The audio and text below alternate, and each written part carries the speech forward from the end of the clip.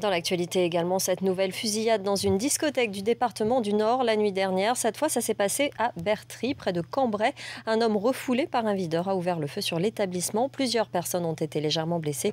L'auteur des coups de feu a été arrêté. Mariam Pierzadeh, Iris Lebrun.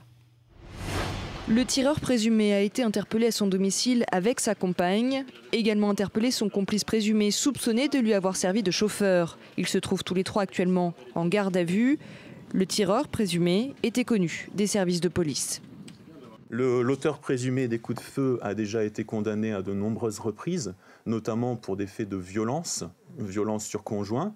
Il a été condamné en 2004 pour des faits de violence avec arme. À l'aube, il aurait tiré à plusieurs reprises. Quelques minutes après avoir été expulsé de la discothèque, il se serait emparé d'un fusil de chasse placé dans son véhicule. Ici, nous sommes sur des armes de chasse. Les cartouches qui ont été utilisées, ce sont des cartouches utilisées pour le ball-trap. Donc c'est des armes qui sont courantes dans un milieu rural comme celui que nous connaissons ici. Une bagarre avec son beau-frère, voilà ce qui semble être à l'origine de l'expulsion du tireur par un employé. Il aurait ensuite cherché à se venger, arme à la main. Bloqué dans son élan par les agents de sécurité, il a pris la fuite avec sa compagne et un complice.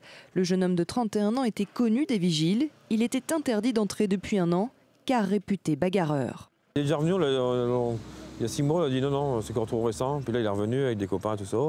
Puis ses copains, ils ont juré que ça se passerait bien, même sa femme, il n'y a pas aucun souci. Et puis voilà, on a fait confiance. Une attaque qui intervient une semaine jour pour jour après une autre fusillade devant une discothèque de Lille qui avait fait 2 morts et 6 blessés. Et on écoute à présent la réaction du directeur du syndicat des patrons de discothèques. Il relève une multiplication de ces violences. En 24 mois, nous en sommes exactement à la 15e violence grave. Nous les répertorions au niveau du syndicat professionnel. Ce qu'on appelle violence grave, c'est là où il y a arme à feu, où il y a mort d'homme a fortiori, bien entendu. Et ça comprend 2 établissements qui étaient des bars de nuit, plus que des discothèques en particulier.